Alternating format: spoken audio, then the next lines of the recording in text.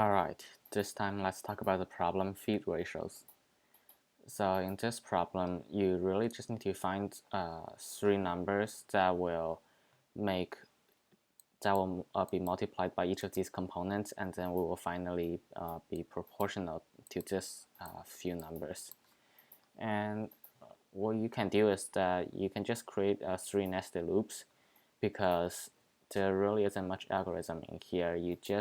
Because everything is smaller than 100 in magnitude, so the three loops together will loop a maximum 100 to the power of 3 times, which is 1 million times, and it's fairly quick for a computer.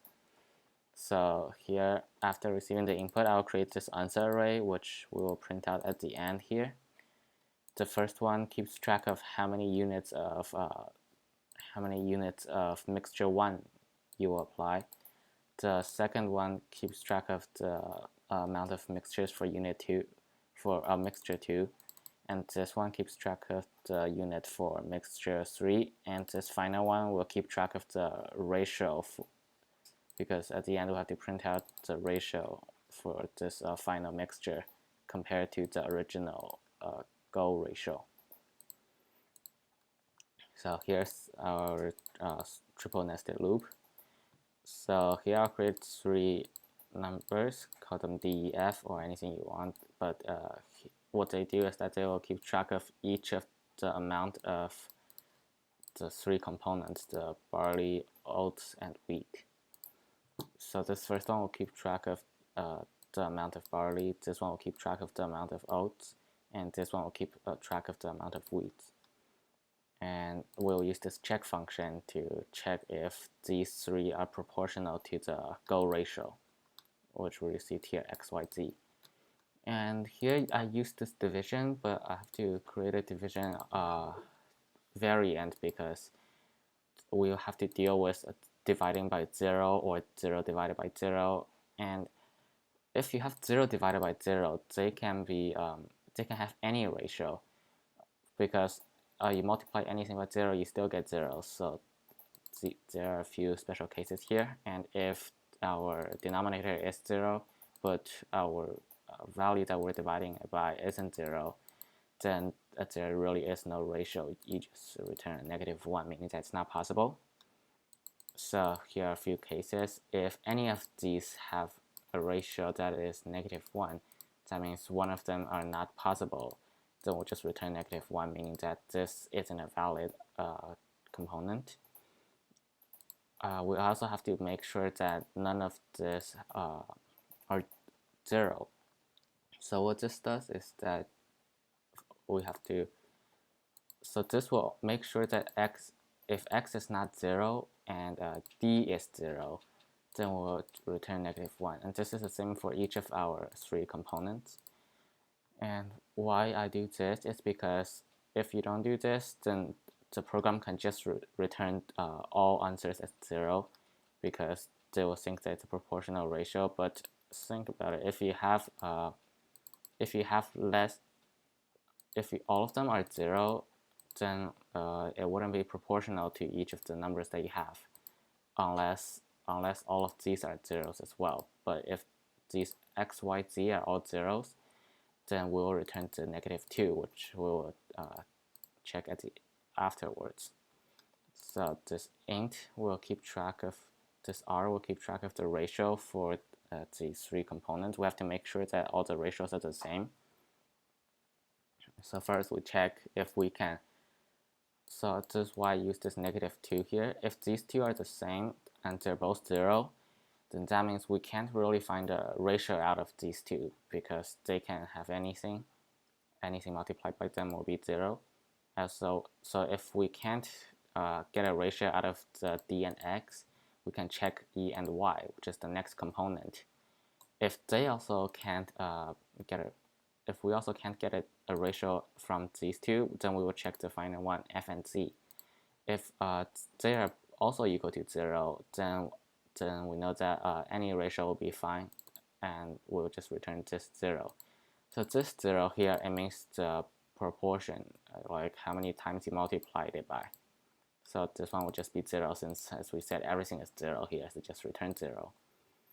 And otherwise, if our final one, this f and z doesn't have a ratio of, doesn't have like a -2 ratio, then we can get a ratio from these two, because we're still in the case that d and x are both equal to 0 and e and y are both equal to 0. So we can only get a ratio out of f and z. So you just do f divided by z, and you have to make sure that this is actually the correct ratio. So you have to check, multiply z by r again, because now we've rounded this down into an integer. So we multiply z by r again and check if we get f. If we do get f, this means that they actually have an integer ratio, and we can print out the r, which is our real ratio. Here we don't need to check if the ratio is good for e and d, because we know that these two are zeros and they can have any ratio. So any ratio for this is fine. We just have to check f and z. So if the ratio is not correct, then that means that f and z doesn't have an integer ratio, so we'll just return -1, saying that this combination is not possible. Otherwise, we will go back to this if statement. So now we're at a case where e and y have a good ratio, meaning that they're not both equal to 0. So we can get a ratio from these two. So just divide it by that, and now we also do the check to make sure that the ratio is correct. So now we also have to check z and f, the last two, because we didn't check this one if we are not in this if statement. So here we also have to make sure that these two numbers are also proportionate. And if they are, then return r, otherwise return -1. This is the same thing for the other number. If the first number d and x are not both equal to 0, then we will just get a ratio from them, and we don't need to go through all this if statements. So but here we have to check all three of them, and also return r if the ratio is correct, and -1 if it's not correct. So here we'll get the check from these three numbers, the f, which we calculated here, and we check if this is a possible ratio. If these three numbers are good for our final component, then we can make sure that this is a better answer by adding all of our previous units together and comparing it with our current amount of units. So if this current amount of units is less than the previous amount, then we'll just change them all into our current amount, which is I, j, and k. And now we set the final part of our answer into the ratio. So at the end, we'll have to check if this answer 0 is equal to 100. So this stated here in this question that everything will all be less than 100. So if this is equal to 100, this means that we haven't found any answer. This answer was just left here. So if this is 100, then we'll print out none, meaning that we didn't find any solutions. And otherwise, we would print out the three numbers, the three units for each of our types of feed.